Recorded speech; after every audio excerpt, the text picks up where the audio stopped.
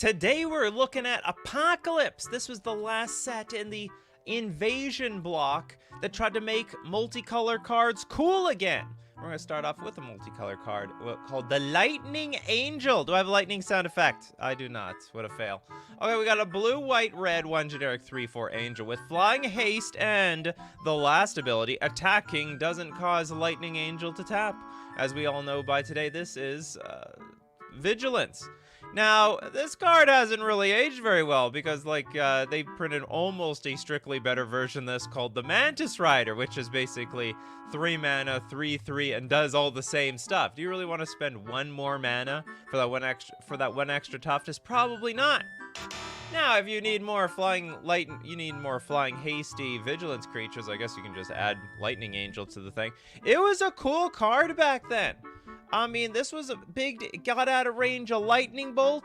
It didn't tap or anything. That was it was a decent win condition if you're in like a Jeskai shell. But I think by today's standards, I would not play this damn thing. Okay, next up. Let's take a look at... Oh yeah, Happy Canada Day for anyone watching this live, or I guess the day afterwards.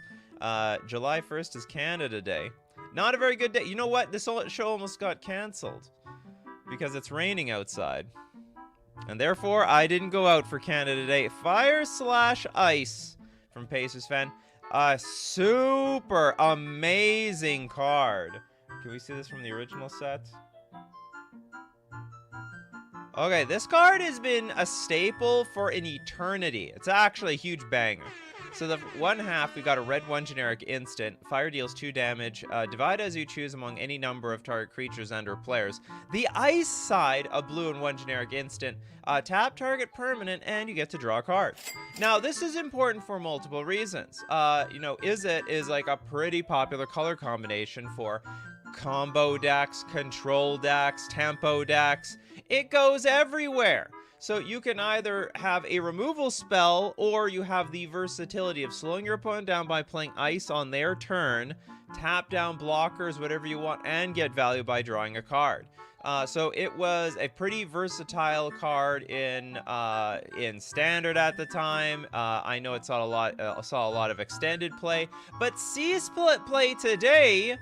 Because of Cascade decks. Actually, because of Cascade decks, they want to play things like Shardless Agent and Ardent Plea, and then they're going to go Cascade into like Crashing Footfalls or Living End, and then a Cascade deck has the option to be playing with a split card like Fire and Ice, because the CMC on this card, the converted mana value, is 4, because you have to combine the mana value of both individual cards, at least by the rules of today, which makes actually Fire and Ice still an incredibly good card. I mean, still sees tier 1 competitive play.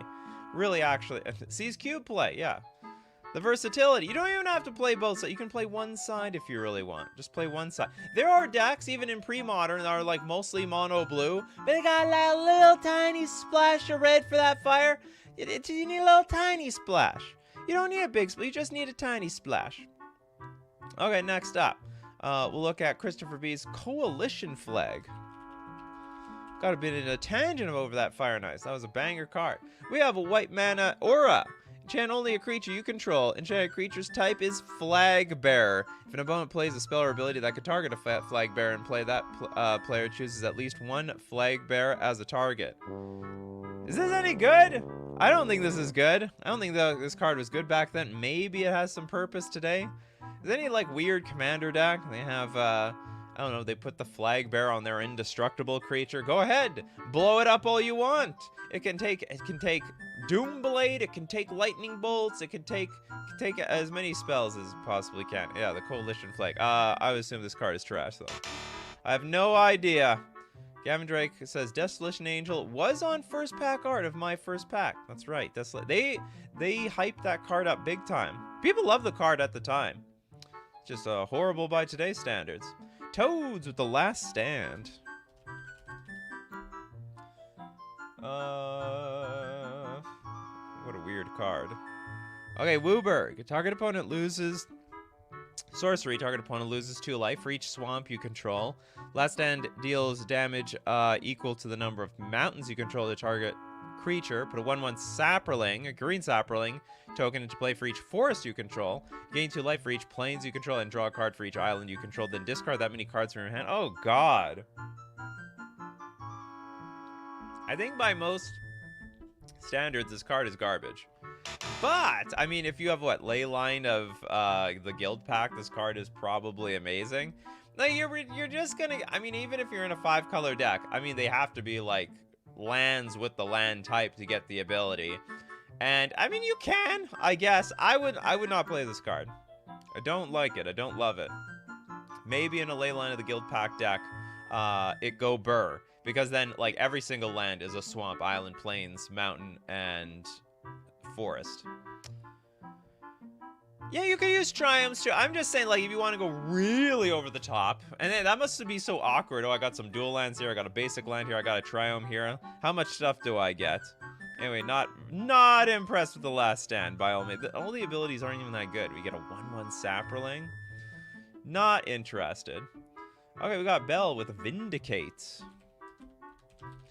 This card, for as strong as it is, it's like in the Orzhov colors, 3 mana, destroy target permanent. I don't think this sees all that much play.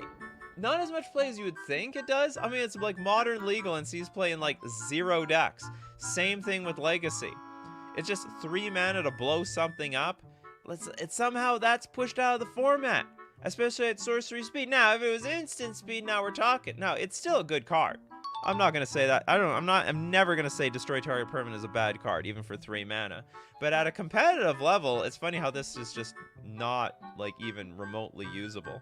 And then there was like the small window in standard at the time for this to be good. Where's the original? We want the OG. There we go, the OG, the TIE Fighter. Pew pew pew. Up against the Death Star.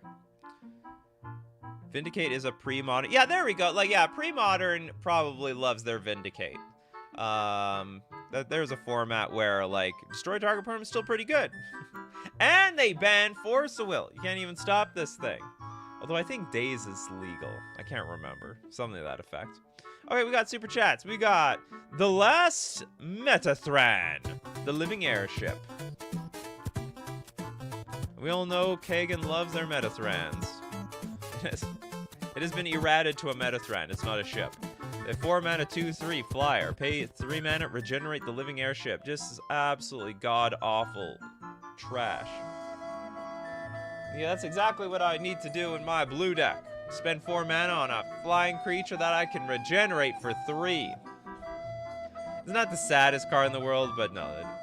I don't think this card was good back then. I don't think it's a card that's good now. It's like if you are a Metathran, just to prove people, it is a Metathran creature type right over here. Creature Metathran. I guess if they make something a Metathran, they have to power it down. It's the Metathran way. Okay, next up, Abzo with Chromat. Oh, Chromat came from Apocalypse? The Chromat. Oh, it did. It never got reprinted too. Wooberg 5/5. They tried to replicate, I don't know, more. It's like the Sliver Queen meets Morphling or something. For Orzhov, destroy target creature blocking or blocked by the Chromat. Also for Izzet, Chromat gains flying until end of turn. Then for Golgari, we get to regenerate our Chromat. Then for Boros, get a +1/+1 until end of turn. And then for Simic, put Chromat on top of its owner's library. It's okay. Like, it's janky, but like at a competitive level, I don't think it's very good. But it's got some jank utility. I mean, if you're in 5 colors and you have access to a lot of mana, this card will do a lot of things. I mean, it's not bad. At the very least, every ability sucks, but you got a lot of them, so you got options. I would be pretty happy drawing this in the late game. If the whole board was wiped and I'm just top decking, I'm very happy to see Chromat in my hand. Very happy. Nothing wrong with Chromat in your hand. Love the creature type. What the hell is... It's a legend? Oh, you mean oh, it's an... Yeah, by today's standards, it's an illusion. They errated it to an illusion. Not much of an illusion here. Looks pretty real to me, if you ask me. Pages fan forever. Great card that sees play. Goblin Ringleader. I mean, used to see a lot of play. Still sees play, I guess. Goblin Ringleader. I think actually it's banned. Maybe it's banned somewhere. Oh no, it's not banned. thinking of the Recruiter. The Goblin Ringleader. Oh, this is the OG story for the Ringleader. 4 mana, 2/2, haste. It's a goblin. Comes into play, reveal the top 4 cards of your library. Put all goblin cards revealed this way into your hand. The rest on the bottom of your library. Great card. I mean, it's a value engine. If you're in the goblin deck, and I mean, it has haste too, so you can swing out there. The Goblin Ringleader's ready to get in the red zone. Said, where are they? I'm going right at them, and I got some friends with me. And sometimes, I mean, the sweetest thing is to draw four goblins off of this thing. You're gonna get at least one, but usually it's like a 3-for-1. Goblin Ringleader enters the battlefield. You'll get at least like 2 goblins off the top of your deck. Very, very good value for all those goblin decks. Still sees play today. A little fringe, but not that bad. Maybe it actually sees tier 1 goblin play in Legacy, but they lost a big card just recently in the form of Name Sticker Goblin. Poor fella, but Goblin Ringleader still stands strong. Okay, next, John Doe with the Mystic Snake. Very mystic, very snaky. This card is one of the most fun cards I think is like close to unplayable by today. It's a blue-green, 1 generic, 2/2 snake. Where's the OG? Okay, you may play Mystic Snake anytime you can play an instant, which means it's got flash. When Mystic Snake comes into play, you counter target spell. Great value if you can get at this point. Does this see play in pre-modern? Is this a pre-modern staple? I'm not entirely sure if this is like a pre-modern staple. I don't even know if this is a staple anywhere anymore. This used to be like a really good card in Historic until they like put the alchemy cards enabled on it. I thought that was terrible. And then Mystic Snake was not so good anymore. Nope, Beanpot. Okay, we've got this is Beanpot. You are our pre-modern specialist here. So I am going to depend completely on you whether these cards are playable or not. So anyway, Mystic Snake, it was really good at the time.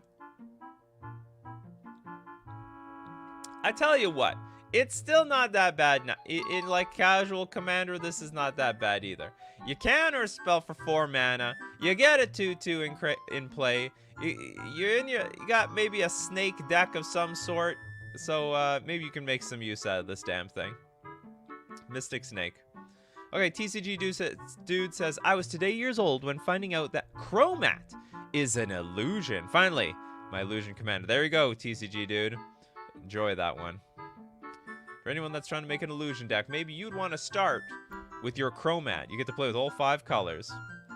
Bad luck. He strikes oil, gets snake bit. I'm sure that's some sort of joke that's going over my head here. Next super chat from Bell. The standard bearer for Pauper players.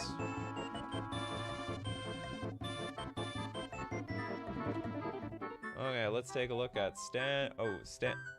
Didn't we just do this one? We did this one. We didn't even do many.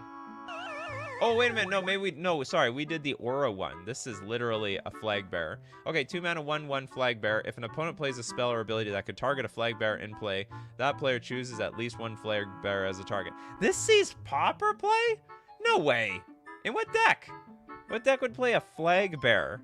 Anyway, I still think these cards are terrible. No, God, please, no. This is like, I would not, if I saw this in my pack, I think this would be the last thing taken. So anyway, I think this card's just horribly, horribly, horribly unplayable. Happy Canada Day, Jess. This is gonna sound really weird to anyone watching this show like 1 or 2 months from now. Okay, Kano. The enemy Painlands, the Caves of Koilos. You know what's really funny about the enemy Painlands? They went on a big drought for a very long time until the Eldrazi came around.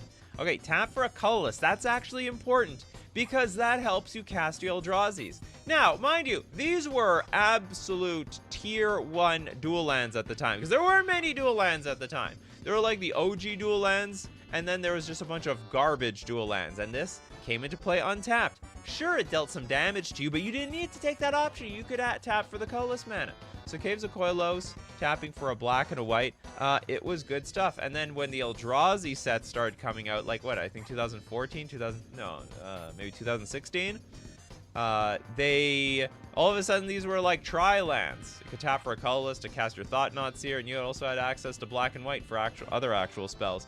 So, still saw a lot of play back then. Still sees a lot of play today.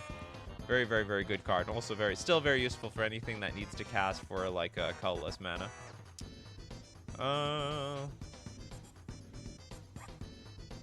Steve Cooper on the Flag Bearers. It's literally Spellskite, but you don't have to pay 2 life or 2 blue. Yeah, but it's also maybe a one-shot deal.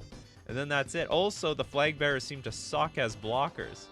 Spellskite wasn't that bad. Spellskite was a good blocker, right? It was like a wall. That wasn't actually a wall. Okay, next up.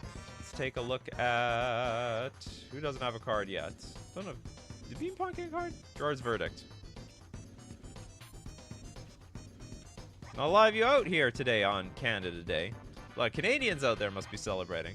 We got a black-white sorcery. Target player discards 2 cards, and you gain 3 life for each card. For each land card discarded this way. That seems. Well, I guess that's good for you. I was thinking, well, that sucks. You don't want lands being discarded, but you need the lands discarded for you to gain the life. So if your opponent discards good cards, well, I mean, that's all the best for you.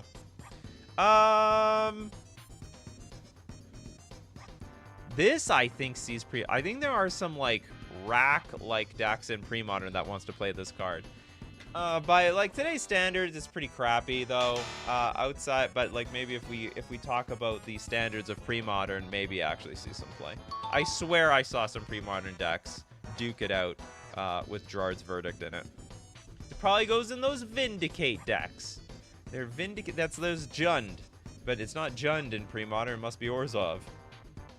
Okay, next super chat from Brandon Hall with the Guided Passage.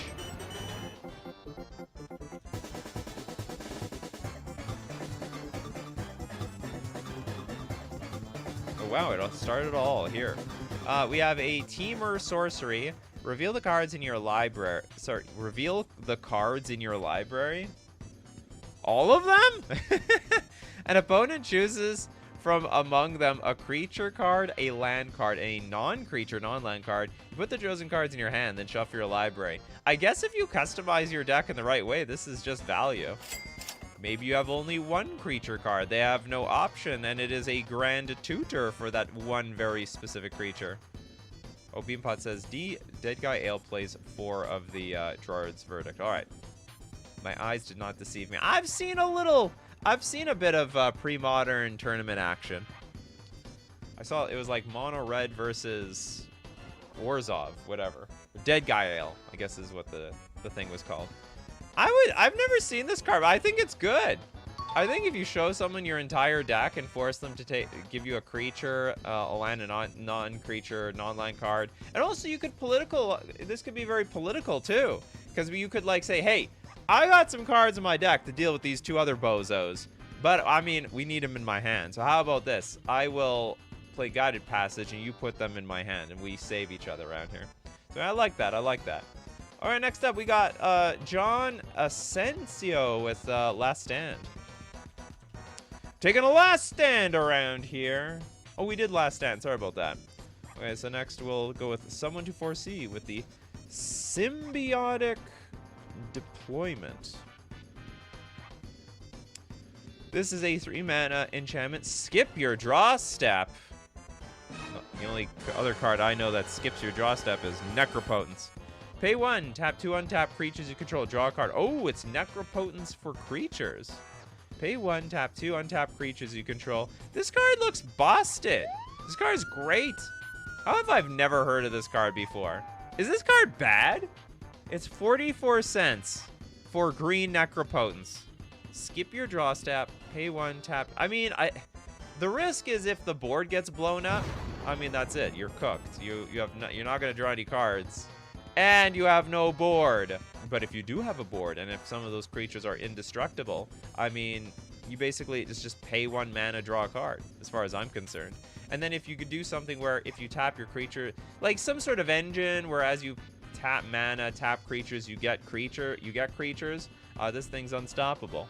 I think this card is insane. I think this card is absolutely bonkers.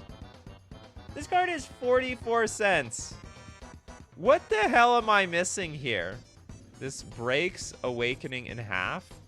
What the hell is what is this? Dude, does no one know this card exists?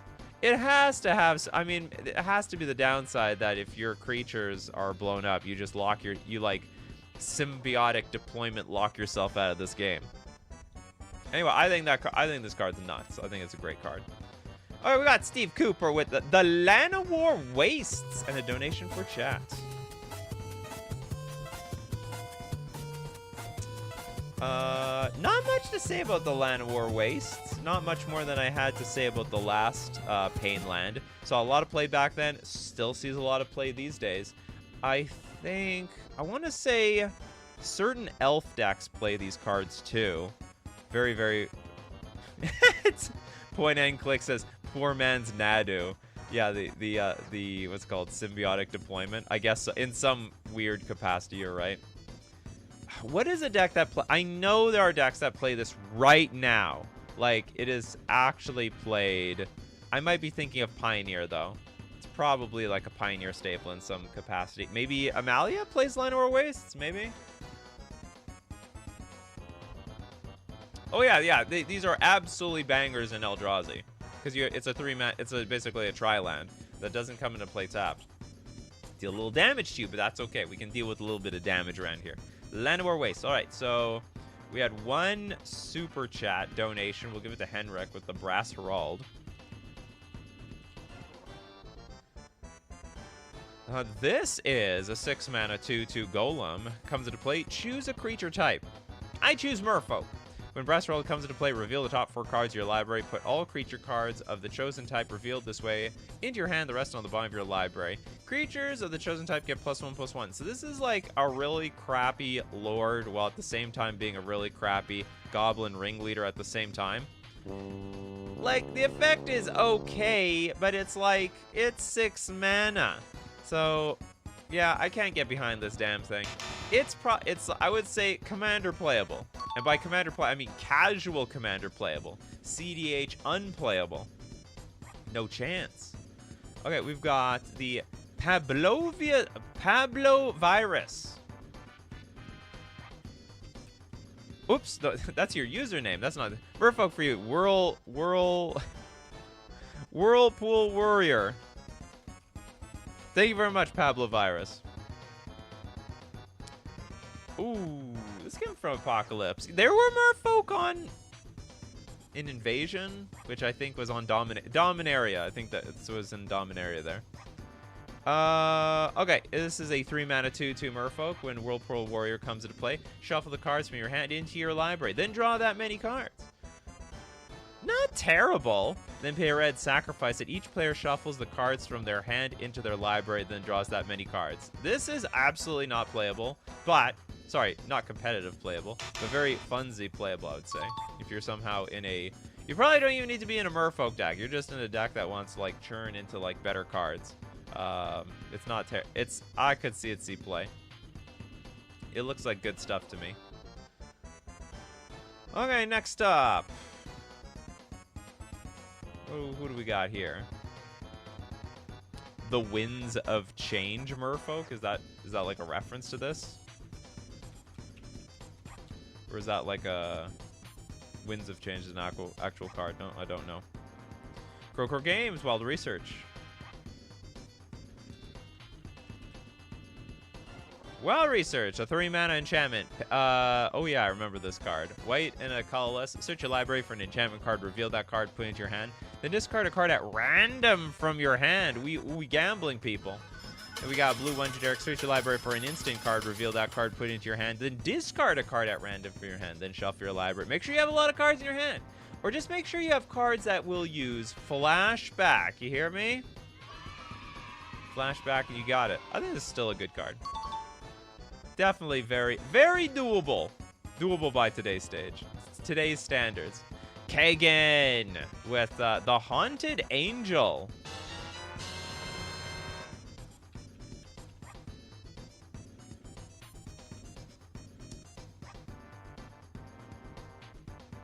Well, research is wild. It's not that expensive either. Okay, 3 mana for a 3/3 Angel. When Haunted Angel is put into a graveyard from play, remove Haunted Angel from the game, and each other player puts a 3/3 Black Angel creature token with flying into play. That is terrible! So, like, what? Huh? Oh my god, this is definitely,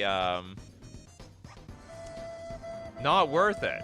So it's literally a 3 mana 3/3, which even by today's standards is not even very good. And then if it's dead, each other player gets a 3/3 Angel creature token with flying into play. Talk about trying to help your opponents around here. So anyway, yeah, not playable. Very, very bad by today's standards. We got Zuby with Phyrexian Arena. This card sees play all over the place. At the highest competitive level, it's not really that good. Still sees pre-modern play. Very, very good commander card. It's Necropotence at home, that's for sure. This is the fixed Necropotence. By all means. Okay, we have a black, 1 generic enchantment. At the beginning of your upkeep, you draw a card and you lose 1 life. And if there's a... Hey, I don't mind. This is a better Bitter Blossom, right? This is an upgraded Bitter Blossom. I would definitely be willing to pay 1 life to get 1 extra card instead of paying 1 life to get a 1/1 fairy onto the battlefield. Woo unknown player. Sorry, one unknown player says need to give it to another player, then kill it off. That's still not worth it. Talking about the Haunted Angel. So we donate we play this, we donate it, we kill it, and then we get a 3/3 anyway. And then 2 other people get 3/3s. Seems like very, very, very poor value. We've done a lot of Painland, Scott, but you can name one. You can name one that maybe we haven't done. Next super chat from Pacers Fan Forever with the Legacy Weapon.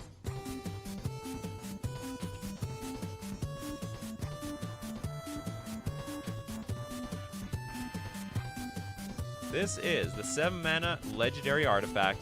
Wooburg, remove target permanent from the game. Also, if Legacy Weapon would be put into a graveyard from anywhere, reveal Legacy Weapon and shuffle into its owner's library instead. Oh, it's got the Emrakul treatment. I didn't know that that effect existed like way beyond Rise of the Eldrazi. Great card. You've got a lot of mana, especially infinite mana. You can just wipe out the entire game. I have infinite mana. I play the Legacy Weapon, and I claim victory. Does anyone want to play on? We got Sandwich over here still playing with Phyrexian Arena. Nothing wrong with Phyrexian Arena, that's for sure. Bell says, I found Legacy Weapon so cool when I was younger. Yeah. Wow, I can remove any permanent from the game for 5 mana. The hard part is getting the damn... get this thing in play in the first place. Are the mana symbols always in Wooburg order? I have no idea. I guess that's the way to call it, Wooburg. Wooburg. I'm assuming so, yes. Hence why it's called the Wooburg cards. Next up, we've got sponsors like FusionGamingOnline.com. What is the deal of the week this week? There's always a new deal of the week. Oh, trade-in bonus for 35% card. You want to get value on your cards? Well, you trade them in at FusionGamingOnline.com. They're always buying. Now, Assassin's Creed is coming out. The spoilers are coming out hot, and you want to get them hot singles, you get them at FusionGamingOnline.com. Same thing with Bloomborough. So keep eyeing as the spoilers come out. You eye what you want to buy. You create a shopping list. I tell you where you buy them from. You buy them at FusionGamingOnline.com. Don't forget to use coupon code Nikachu at checkout for 5% off all your purchases at checkout. We're also going to thank Mana Traders, the premier place to rent Magic cards on. Oh, by the way, you could also get.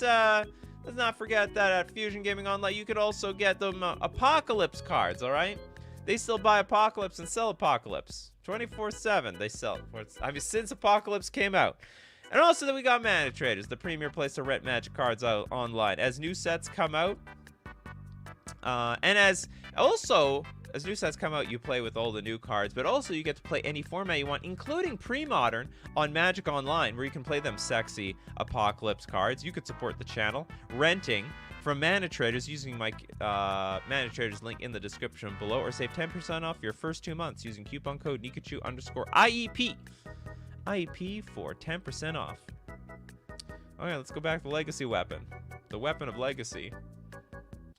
Doesn't see any play in actual Legacy, the format, though. A little bit too rubbish of a card. Pablo says, oh man, I bought this one for my Wooburg Sliver deck. LMAO, I was a Timmy as a kid, not gonna lie. Hey, we all were. But these days, this card would see a lot. This card sees more play today than it ever has before. Okay, next up, let's go with the John. Asensio with Minotaur Illusionists. The Illusion. It is a 5-mana 3/4. 2 mana. Minotaur Illusionist can't beat the target spells or abilities this turn. That's not bad. Pay a red, sacrifice it. Deals damage equal to its power to target creature. Honestly, seems more like a draft card. I would not. I mean, it's not. Let's not kid ourselves. Minotaurs don't really have enough cards. You know, if anyone that plays Minotaurs, they probably playing a lot of changelings in addition to all that stuff. Next super chat come from Brandon Hall. The Ice Cave. This card gave me trauma way back. Trauma, really. The 5-mana enchantment. Whenever a player plays a spell, any other player may pay that spell's mana cost. If a player does, you counter that spell. But it includes the mana, so you need mana costs. Mana cost includes color. So if you play your Chroma, they better have Wooburg ready. Blue deck playing Wooburg? I don't think so. The card's interesting to say the least, but it's probably just not that good. You need to have all mana at all times for everything, and you're gonna tap out at 5 mana in order to get this thing online. Interesting card though. Okay, next up, let's take a look. Scott Pearson with Index. Okay, we got Index. It's a blue sorcery. It is from Apocalypse. Look at the top 5 cards in your library, then put them back in any order. Was this played anywhere for any reason? I want to say no. Like, even back then, we had, like, better cantrips. Like, I'm pretty sure, like, Peak existed back then in the block. Yeah. We have Scry 5 at home here. That's all it does. Even back then, I think drawing a card off of your cantrip was, like, sort of important. Oh, Invasion, Prophecy, and Apocalypse was such an awesome block. It was not bad. I have no complaints about the block. Anyway, Index, not good today. I don't think it was very good back then either. I could be wrong. I may not be remembering things very well. The one blue glowing that deep is not important enough. Okay, Pace fan forever with Life/Death.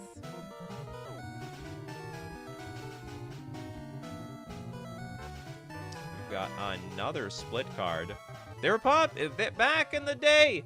These split cards were super popular.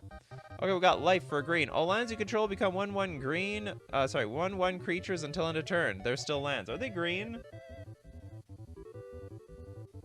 Return to our creature. Okay, all lands become 1/1 creatures. Oh, they have no color.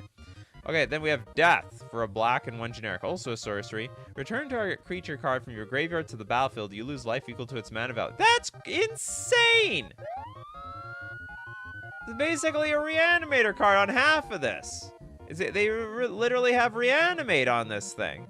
Incredibly good card. Like, I wouldn't say the left side is that great, but Death is unbelievable. So you're just free rolling on the life card. I like this card a lot. This is great.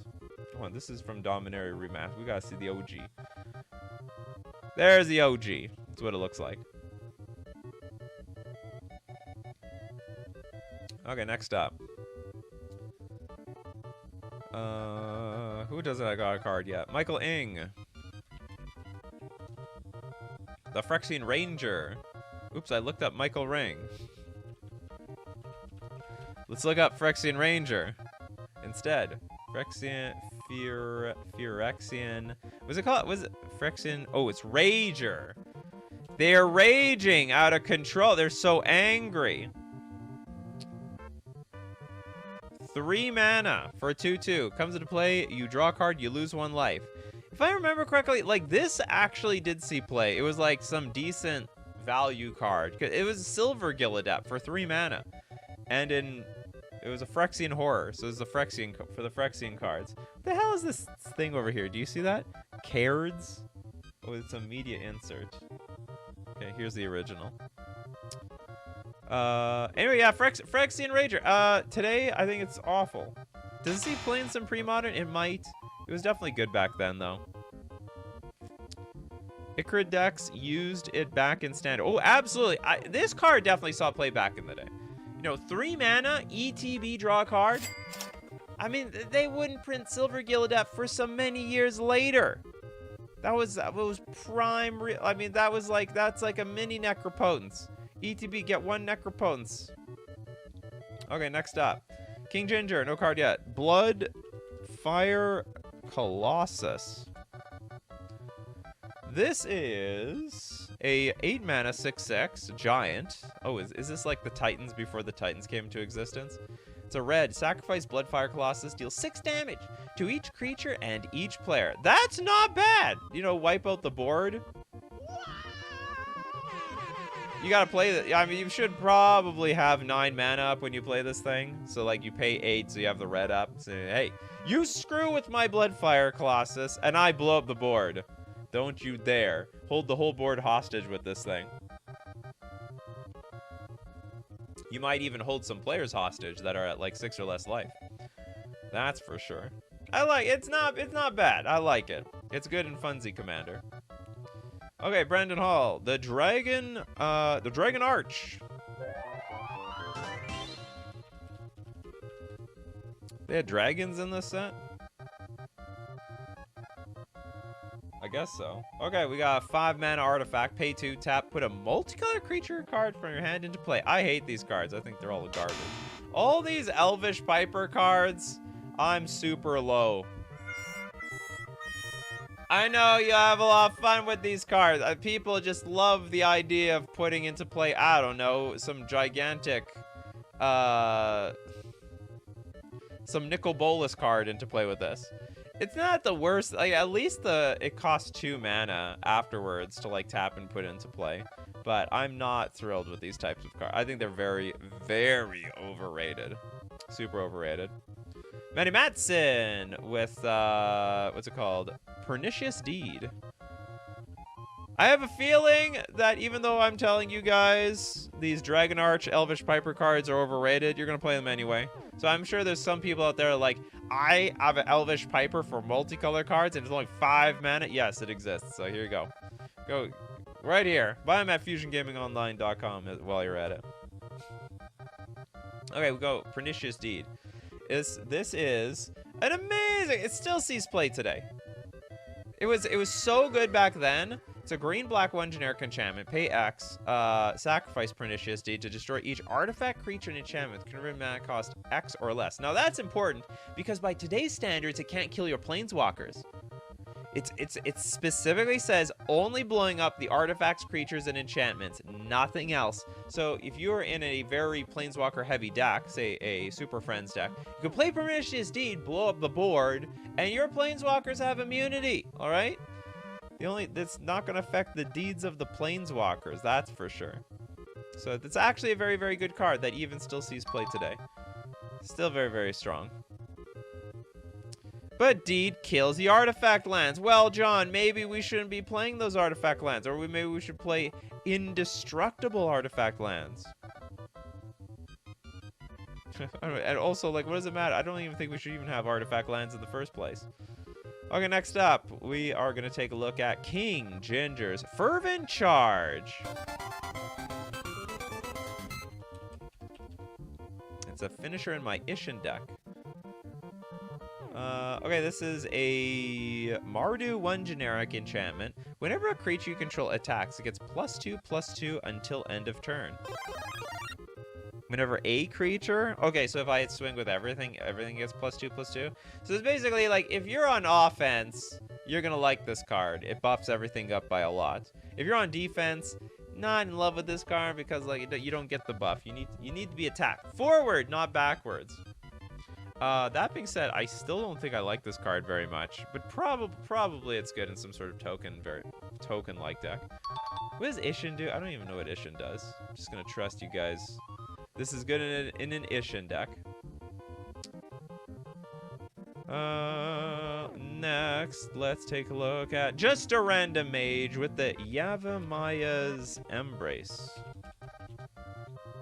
Is there hugging? No, there's no hugging in this card. What kind of embrace is this? Blue, blue, green, 5 generic. You control enchanted creature. Enchanted creature gets +2/+2 and has trample.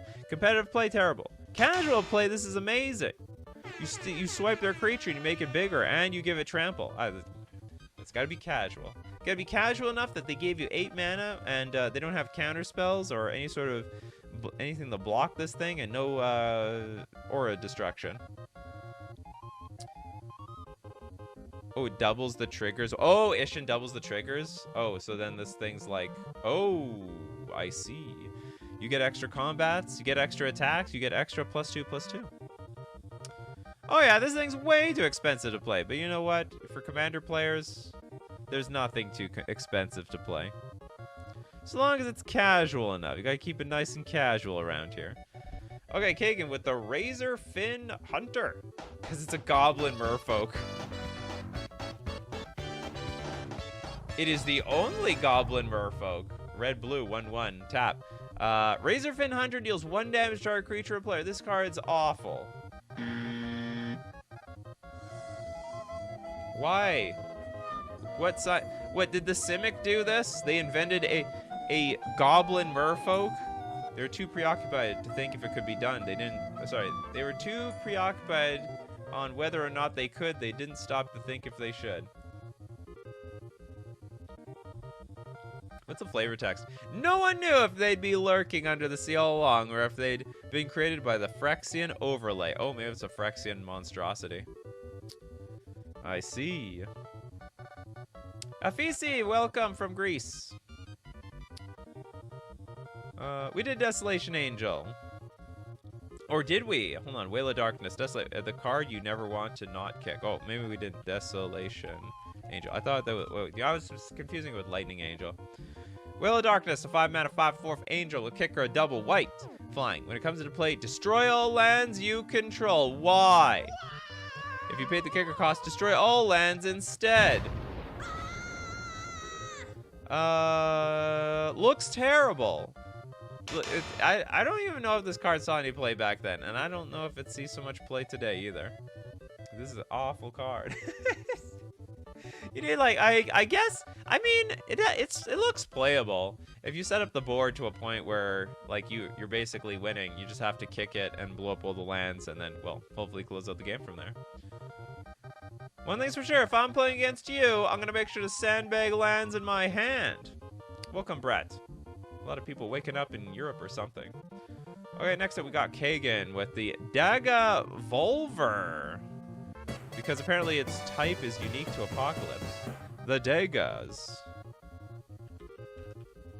Oh, is that how we got Daga? Because apparently, this is sort of, maybe not before my time, but I think Mardu was unofficially called Daga for the longest time. And I guess it's because of Daga Volver. I didn't know the origin to this. So it's a white 1 generic, 1/1, Volver. Kicker of a black 1 generic and a red. Now, if you paid the black 1 generic kicker cost, Daga Volver comes into play with 2 +1/+1 counters on it and has pay 3, regenerate the creature. Also, if you paid the red kicker cost, Daga Volver comes into play with a 1/1 counter on it and has first strike. By all means, I would never play this card. But, seems interesting, nonetheless. The Volver cycle was awesome, and yeah, this was the wedge color before Khans of Tarkir. Before they gave us Mardu. Sorry, Daga. You're just left in history. Okay, Eco. Oh, no, hold on. This was a super chat. We gotta go back, sorry. Free one. Who hasn't got a card yet? A lot of people got a card. Don't know if Mark got one. The Desolation Giant. We got 4 mana, 3/3 with a kicker of double white. Comes into play, destroy all other creatures you control. Oh God! If you pay the kicker cost, destroy all other creatures instead. The Desolation Giant stands. It's not a bad board wipe. Like, I have nothing against this card. I think Commander playable. Because it's just another board wipe in your deck. 6 mana is not impossible to get to, and in a pinch, you just play your Desolation Giant. You got a random 3/3 attached to a random Wrath of God, in a sense. Okay, let's take a look at Ecos's Ice Cave. Makes everybody be the fun police in EDH. Hold on, I think we did Ice Age. Sorry, Ice Cave.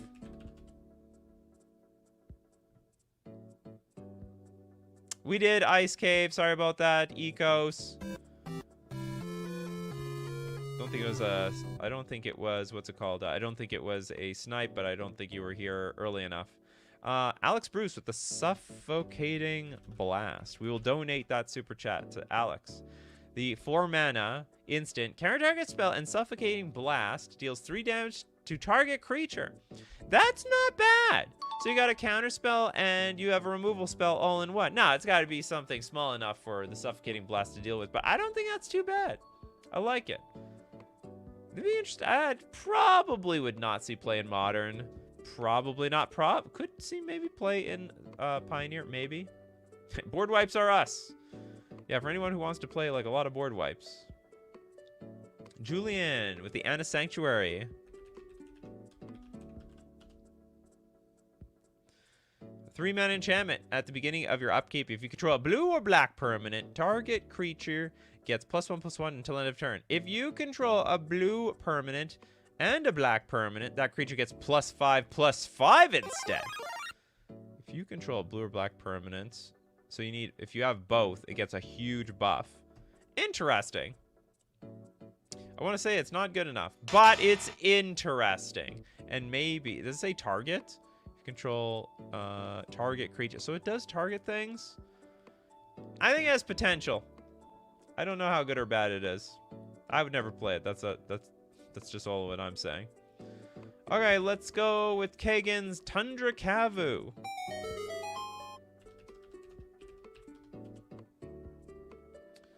Tundra Kavu is a 3-mana 2/2. Tap. Target land becomes a plains or island until end of turn. That is awful. That is just awful. I would never play this card. I don't know who would. Michael Ing says, the bad part about that is it needs to target a creature. Oh, just in case you want to target your Shroud creatures. The Killer Slay with the Spirit Monger. The menace during my school year days. And also the first creature, I believe, that was invented by the Magic the Gathering community. And it's a 5-mana 6/6 beast. Whenever it deals damage to a creature, put a +1/+1 counter on Spirit Monger. You pay a black to regenerate it and also pay a green. Becomes a color of your choice until end of turn. I think that is such a bad ability, that last one. Why? Why did they do that? It's not even like white was playing Circle of Protection, black or green. Or it was very unpopular at the time. By today's standards, terrible. So it's pretty bad. Did not age well. I don't even think it was very good at the time, to be honest. I played Standard at this time, and like it just was not good enough for Standard. It was good enough for like casual play, I guess. Got Boops telling us a little bit about Dega. Dega was white allied with black and red because the 2 previous cycles, Invasion and Plane Shift, had a white allied with green and blue. Oh, the Sunscape cards. All right. So Dega it is. Okay, Ecos with the Wild Research is a repeatable gamble. Repeatable, you say?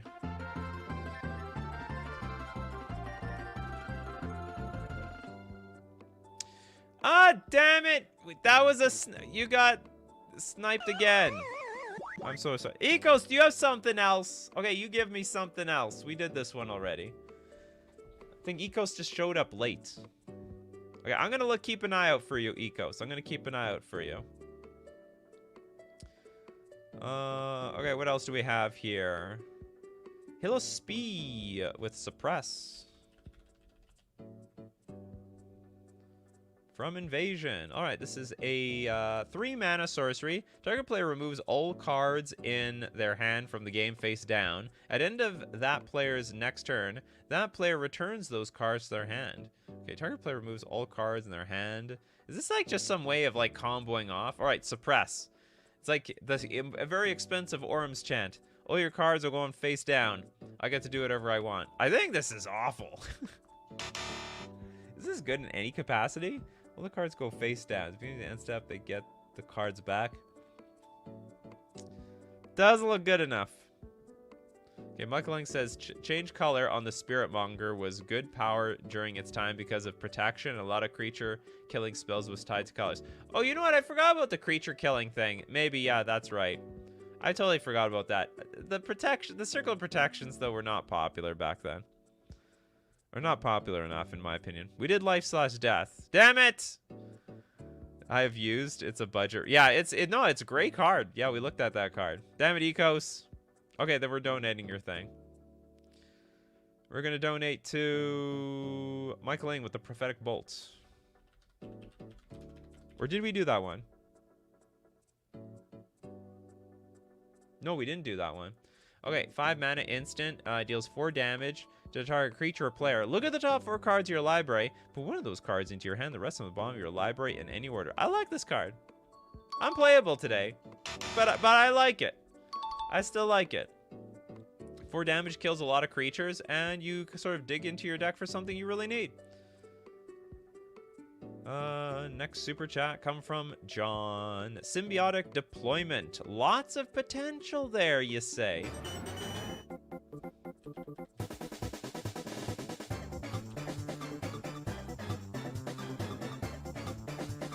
Oh, we looked at this one. This was, yeah, I thought this was like the Necropotence of the format. Anyway, that was also sniped, so we're gonna have to donate that one as well. What have we not looked at? Okay, Christopher B wants Order/Chaos. Yeah, a lot of dual cards we haven't looked at yet. Order/Chaos, 4 mana instant, remove target attacking creature from the game. Not terrible. 3 mana instant Chaos. Creatures can't block this turn. I think that part is terrible. Probably would not play this card by today's standards. Just a random mage, the mask of intolerance.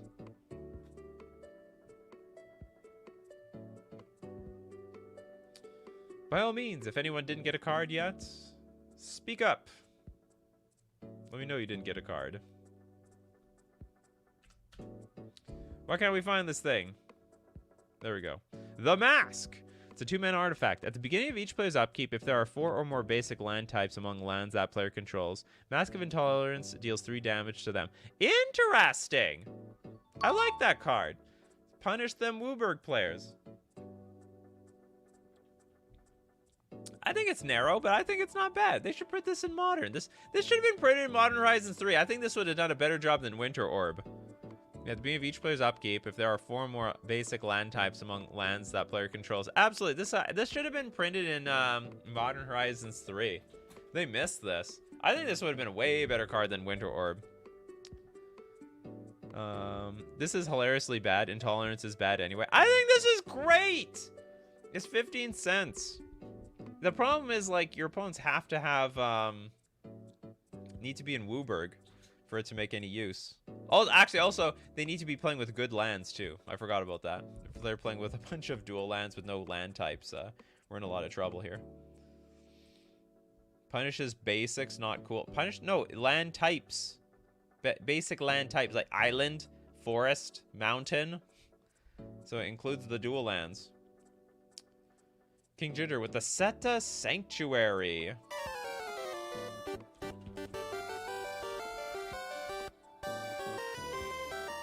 Three-mana enchantment. At the beginning of your upkeep, if you control a red or green permanent, draw a card. Love it. Then discard a card from your hand. Okay, I don't love that. If you control a red permanent and a green permanent, instead draw 2 cards, then discard a card from your hand. That thing's great. That's a banger card. Basically draw an extra card every turn and loot at the same time. So if you use your graveyard for flashback or Threshold Delirium, you want to put cards in your graveyard. That's a sleeper over there. That's the cool thing about actually looking back at these old sets. You see these old cards that maybe nobody even knows exist. Never been reprinted. You just have to dig into the past and we just dredge up weird things. Kelduin with Gerard Capuchin. Wow, the actual Gerard came from Apocalypse. Legendary creature could be your commander. 5 mana, 3/4. At the beginning of your upkeep, you gain 1 life for each card in target opponent's hand. Not bad! 4 mana, tap a creature. Play this ability only if Gerard Capuchin is attacking. A little bit more awkward. Well, by all means, I don't think it's very good, but it's got some potential there. Just play it in your life gain deck. Or life gain that triggers upon, or cards that trigger upon life gain. Kerante with the Squeeze Revenge. Deck yourself with Kark's Thumb. Squeeze Revenge. Okay, we got 3 mana sorcery. Choose a number, and you also have to flip a coin. Flip a coin that many times, or until you lose a flip, whichever comes first. If you win all the flips, draw 2 cards for each flip. Shouldn't I just choose 1? Flip a coin that many times or until you lose a flip, whichever comes first. If you win all the flips, draw 2 cards for... Oh, I see. Draw 2 cards for each flip. So it just comes down to how many times do I want to be greedy. Is there any, like... So what's the downside? Flip a coin that many times until you lose a flip, whichever comes first. You win if you win all the... Oh, I have to win all of them. So, like, the best number is 1 then. That's it. Just pay 3 to draw 2 cards. This card's terrible. I guess that's the idea with Kark's Thumb. So keep flipping. Yeah, we got the flips. Someone got the flips around here. Go big or go home. I choose 10. I'm gonna flip 10 coins, and I hope to draw 20 cards out of here. The sanctuaries are a cycle for all the shards. Let's look at one. Sanctuary.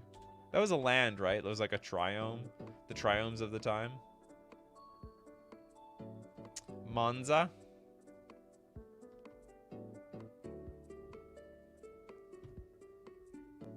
Let's see if we can see the sanctuaries. I remember there was like some really bad tri-lands. It was like, I think it comes into play tapped, and you have to flip. You have to put a land back from the battlefield back into your hand.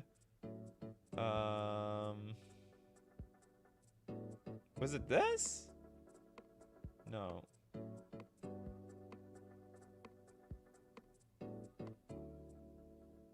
What's the sanctuary? I can't tell from these cards which were the OGs. Oh, maybe it was this. Oh, I don't remember this cycle at all. Okay, 3 mana, Raka Sanctuary, 3 mana enchantment. At the beginning of your upkeep, if you control a white or blue permanent, Raka Sanctuary deals 1 damage to target creature. If you control a white permanent and a blue permanent, Raka Sanctuary deals 3 damage to that creature instead. I see. Oh, I see. This is a cycle. It's just like the blue one that we saw. Those lands were from Invasion? Oh, okay. Oh, they were terrible. This is absolute garbage lands. The 5 sanctuaries, the Dega, the Nekra, the Seta, the Anna, and the Raka. Yes, they were. Ooh, the lands were the layers, not the liars. But they lied to us, didn't they? Okay, Steve Cooper, Urborg, and... the Urborg Elf. And also a donation.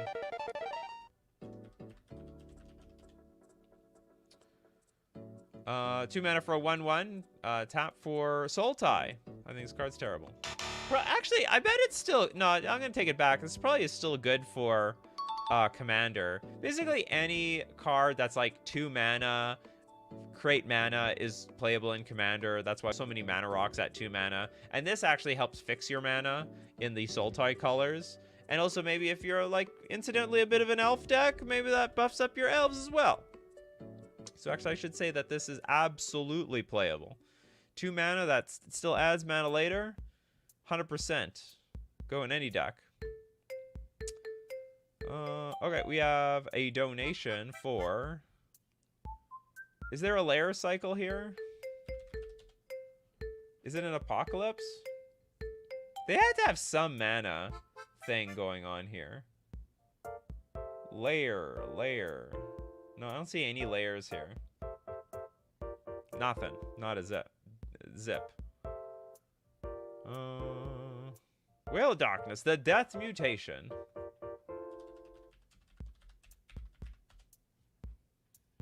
Oh, it's from Plane Shift? Search for T layer. Okay, I'll look that up. We're gonna look up them layers. I want to know what these layers are all about. B-Boop says each sanctuary also had a Volver and Disciple with the same prefix. All right, we got the Death Mutation. This is a mana sorcery. Destroy target non-black creature. It can't be regenerated. Put X 1/1 green sapling creature tokens into play, where X is its converted mana cost. Not bad.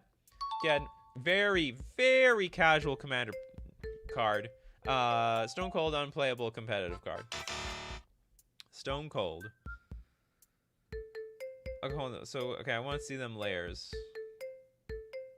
How do I look up the layers? It was like T layer.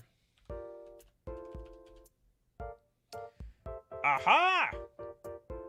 It was from Plane Shift though. All right, wrong. But yeah, okay. This it was in addition to it's a layer in addition to its land type. The Catacombs comes into play. Sacrifice unless you return a non-layer card you control to its owner's hand. This card was so bad. I don't even want to draft this thing, and you only add one. Oh, yeah, you can only add one of these. Just brutal. Brutal and unplayable. Turiat with Grave Defiler.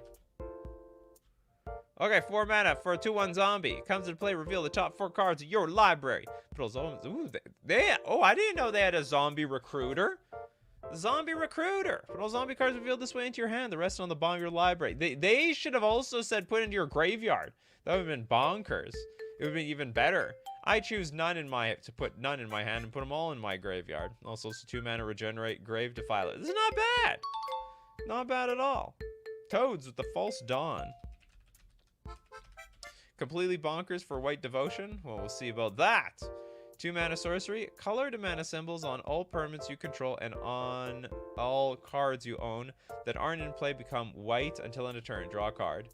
I don't know. This is just for 1 turn. I think that's a bit too janky. You could just, you know, play cards very heavy and white for your devotion deck, right?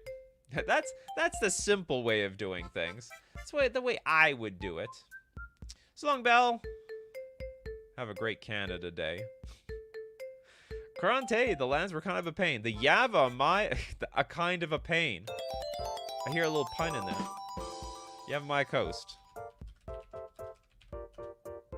Yep, this card. I actually was playing this a little bit in Pioneer not too long ago. That's how playable this card still is. Yeah, this is like a Pioneer playable. Because in Pioneer, and all the mana bases in Pioneer aren't actually that great without the fetch lands. You have there are some fast lands, there's the shock lands, but then you gotta start digging into the pain lands, which are a little painful, but like usually you can tap it for colorless mana and you're okay. But 100% still playable, still good. It's surprising how well these cards have aged. And how much are they now? They're like, oh, they've actually been reprinted to death, so it's like $1. But these lands have aged incredibly well. If you ask me, like back then, I thought these cards were crap. And like, why would you want to take damage from your lands so much? And anyway, they're just really good. All things considered, lands that come into play untapped are more broken than lands that come into play tapped. We did Chromat already. I like how it also targets the lands in your folders. Oh, yeah. Crocor Game says, hold on. Hang on. If all the symbols become white, wouldn't that lock you out of the game if you're in more than just white? I don't know what you're talking about. Are you talking white by, like zombies? We did Lightning Angel. Yeah, it was before Mantis Rider became Mantis Rider. What else are we missing here? Shadow Walker, Squeeze Embrace. Oh, did we do that one? Squeeze Embrace. How many Embrace cards are there? Not that many. Where's the one by Squee? Oh, here it is. Okay, found it. White-red enchantment gets +2/+2, the creature. When an enchanted creature is put into a graveyard, return that creature card to its owner's hand. Oh, that's interesting. You get a little insurance. So if the creature dies, you get the creature back. Okay, that's not bad. Thema. Why would you take damage when you can just pay 4 mana and make all of them enter untapped, right? Pay 4 mana. I don't know. I do not know what this is in response to. Seconding Toad's 24 suggestion of the Overgrown Estate. Overgrown Estate. You'll have a good laugh. Okay, we've got, for Abzan enchantment, sack a land, you gain 3 life. That's not terrible, okay? Hey, look, I wouldn't even say we're even desperate for life around here. But you being able to sacrifice lands at... There's some, you know, there's some benefits to this, to sacrifice. Sometimes you want those lands in the graveyard. You want big graveyard. You might be bringing them back. So long, King Ginger. And I think it is, yeah, it's basically kind of a Zuron orb. Now, it's a worse Zuron orb, but Zuron orb's a Zuron orb. Don't get me wrong. Overgrown Estate is Zuron orb at home, as the orb costs nothing, but maybe you need more than one Zuron orb in your deck. You might need more than one. Okay, Paul says, Dark Heart of the Forest.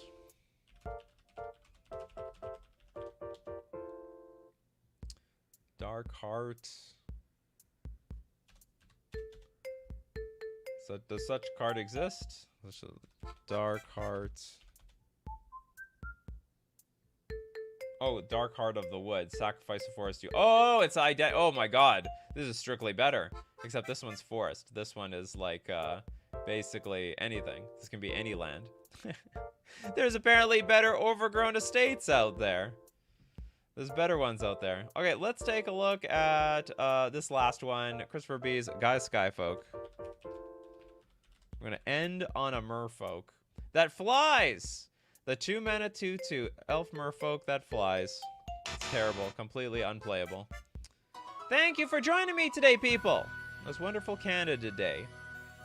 I should have ended on one of a Boros card. That would have been more of a finisher for Canada. Anyway, we do this weekdays, 3 p.m. Central Standard Time. Thanks for being here, and be there or be square. Thanks to everyone who supports the channel. If you're a patron on Patreon, a member on YouTube, or you super chat to be part of the show, or even super chat so other people can be part of the show. And thank you so much, my coffee crew, for showing up today. People like Christopher B, Toads, John, Crowcore Games, Pedgeman, Maddie, Pablo Virus. We got Jess, John, Steve Cooper, Kano, Corante, Brandon Hall, Evan, Michael Eng. You guys are the show. You're the ones that keep this thing running. We got also Paul Becker, Mr. Deadhead. Did I nail Toad? Yeah, I got Toads in there as well. So as usual, my coffee crew, keep brewing up them coffees, and we'll keep brewing up the magic. Take care of yourselves, and I will see you at the next cup.